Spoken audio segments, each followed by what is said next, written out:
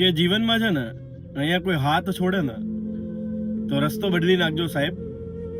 કારણ કે હાથ એ જ છોડે છે કે જેને હવે તમારામાં રસ નથી, તમારામાં એ ભરાઈ ગયા છે, મતલબ અપકી ગયા છે તમારાથી, અને તમારામાં હવે એમનો જીવ ધરાઈ ગયો છે, ત્યારે હાથ છોડે છે. અને હાથ છોડવાની પરિસ્થિતિમાં લોકોને મેં કગરતા જોયા છે, પગ પકડતા જોયા છે, ન જાણે શું કરી અને પાછું એ વ્યક્તિને મેળવી દઈએ એના માટે આમથી આમ દોડતા જોયા છે. પણ સાચું કહું દોસ્તો, આ કશું છે ને તમારું મજરે નહીં આવે, કારણ કે જે વ્યક્તિને હવે તમારામાં રસ જ નથી ને તેની પાછળ દોડીને પણ શું કરવાનું. આજ નહીં તો કાલ, કાલ નહીં તો પરમ દિવસ એ વ્યક્તિને ક્યાંક ને ક્યાંક એવો અહેસાસ થશે કે જે વ્યક્તિ મારી સાથે હતું ને એ ખરેખર મને પ્રેમ કરતું હતું. કારણ કે હવે એવું થશે કે એ વ્યક્તિ જેને પ્રેમ કરતી હશે ને એની પાછળ દોડશે, અને એની પાછળ દોડશે તો સામેવાળું વ્યક્તિ પણ એનાની જેમ આજે નહીં તો કાલે ક્યારેક તો ધરાઈ જશે ને, અને એ ધરાશે ને પછી આ વ્યક્તિને પણ એ રજડતું મૂકી દેશે. ત્યારે એને ખબર પડશે કે પ્રેમમાં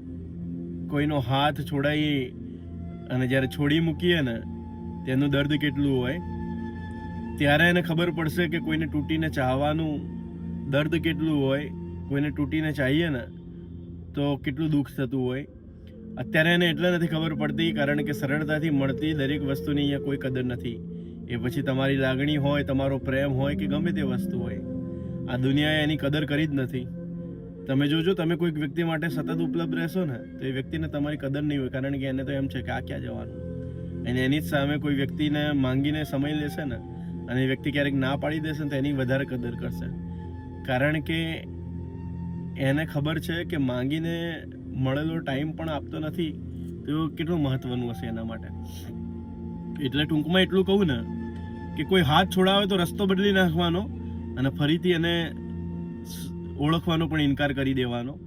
કારણ કે જીવન છે, જીવનમાં ઘણા સ્ટેજ છે, ઘણા સ્ટેજ ઉપર ઘણા નવા વ્યક્તિઓ મળશે, ઘણા નવા વ્યક્તિઓમાં કોઈક તમને પણ વફાદાર મળી જશે, પણ જે કદર ન કરે ને એની કદર ક્યારેય નહીં કરવાની. અને શ્રી કૃષ્ણ ભગવાને પણ કહ્યું છે કે ગમતી વ્યક્તિને છોડવાનો મોહ હોય ને, ગમતી વ્યક્તિ હોય એનો મોહ હોય, એને એક જ ક્ષણમાં છોડવાની હિંમત હોય ને તો તમે જીવનમાં આગળ વધી શકશો. આમાં શું થશે, તમે એને છોડી પણ નહીં શકો, તમે એને કગરશો, તમારો સમય બગડશે, તમારું મગજ બગડશે, તમારો ધંધો બગડશે, તમારું જીવન બગડશે.